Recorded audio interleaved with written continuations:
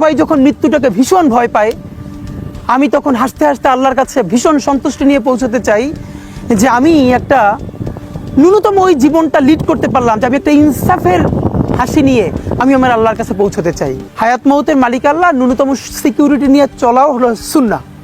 ও আমার প্রিয় বন্ধুরা, আজকে পৃথিবী ছেড়ে ও উসমান হাদি আজকে দেশের লাগি লড়তো। উসমান হাদি দেশের বিপ্লবী ছিল।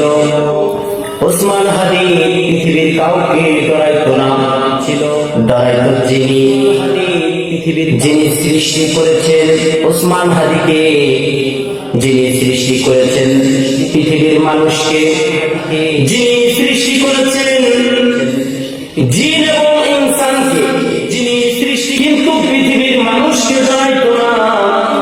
উসমান হাদি ডরাইতো একমাত্র সৃষ্টিকর্তাকে, যিনি পৃথিবীতে পাঠাইছে তিনাকে একমাত্র ভয় পাইতেন আর দেশের লাগে হুঙ্কার দিতেন একমাত্র ওই উসমান হাদি আজ পৃথিবীতে নাই, দুনিয়া থেকে অন্ধকার কবরে চলে গেছে।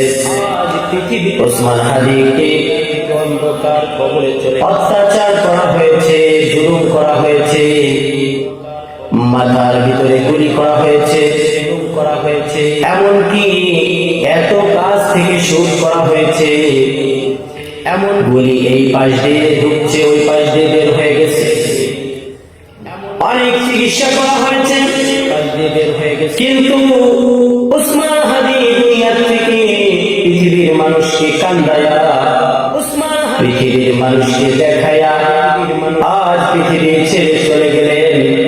মানুষকে এমনকি আমি না আজ পৃথিবী ছেড়ে পড়তে উলামায়ে কিরামের দোয়া আছে ওই উসমান হাদির উপরে পড়তে, এমনকি ওই শাইখে চরমনায় পীর শেখ হুজুর এমনকি জুমার বয়ান করতেছেন, উসমান হাদির কথা শুনতে পেয়েছেন, শোনার সাথে সাথে হাও হাও করে কান্না করে দিলেন।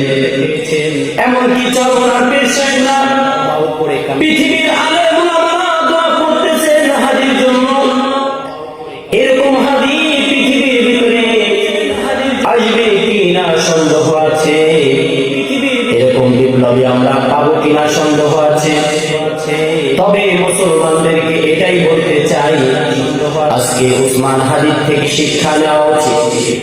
আজকে প্রত্যেক মুসলমানের, প্রত্যেক যুবকেরই এরকম হুঙ্কারী, এরকম বিপ্লবী, এরকম হকদার কথা বলার মতোই একজনকে একজন প্রত্যেক ঘর থেকে তৈরি করা উচিত। আজকে আমরা মুসলমান দাবি করি, কিন্তু আমাদের মুসলমান শুধু মুখের দ্বারা দাবি করে, কিন্তু অন্তরের ভিতরে ভেজাল। আজকে ভেজাল থাকার কারণে আজকে আমাদের ওই আল্লাহর ভয় নাই। ভয় ছিল এমন একজনে, তিনি আজকে দুনিয়ার থেকে বিদায় নিয়ে চলে যাচ্ছে। এই উসমান হাদির জন্য সবাই কান্নাকাটি করে, দোয়া করে, আমি আল্লাহর কাছে দোয়া করি, দোয়া করে। এই উসমান হাদি এমন একজন পীর ছিলেন, এমন একজন বিপ্লবী ছিলেন, এই বিপ্লবী আল্লাহ তার কবরটাকে জান্নাতের কবর বানায় দিও। আল্লাহ তার কবরটাকে আল্লাহ ফুলের বাগিচা দিয়া বাগান বানায় দিও। আল্লাহ রব্বুল আলামিন, আল্লাহ আপনি তো দেখতেছেন দিনের লাগি কত কষ্ট করেছে উসমান হাদি। আল্লাহ দিনের লাগি কত নিজেকে ত্যাগ করেছেন উসমান হাদি। এমনকি এই উসমান হাদি একজন কবি ছিলেন, এত সুন্দর সুন্দর কথা বলতেন, এত সুন্দর সুন্দর ভাষা তার মুখ দিয়ে বের হতে, জবান দিয়ে বের হতে, তিনি পৃথিবীর কাউকে ভয় পেতেন না।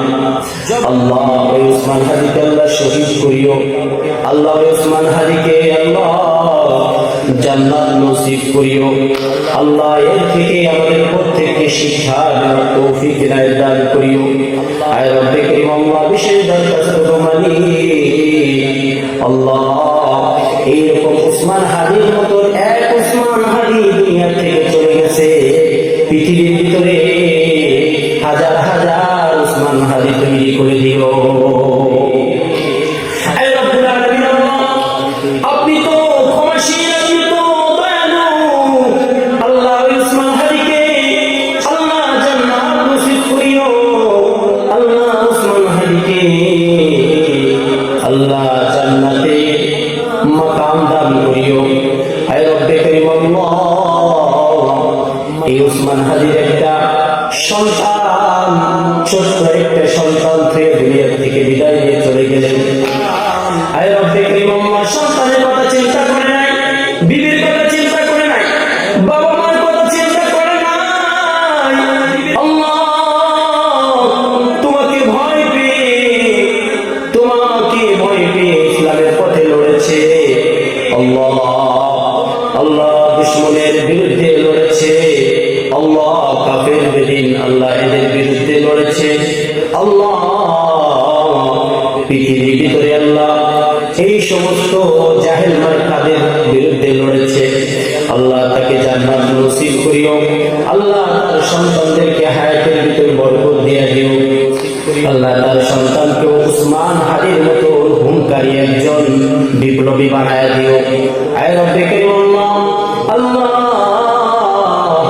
সমস্ত কিছু যা কিছু লাগে আল্লাহ আল্লাহ সমস্ত কিছু দিয়াই আল্লাহ তাকে আল্লাহ ভরপুর করিয়া দিও। আল্লাহ তোমার নিয়ামত দিয়া ভরপুর করে দিও।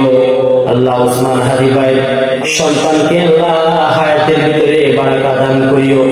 আয় রব্বে করিম আল্লাহ, সন্তান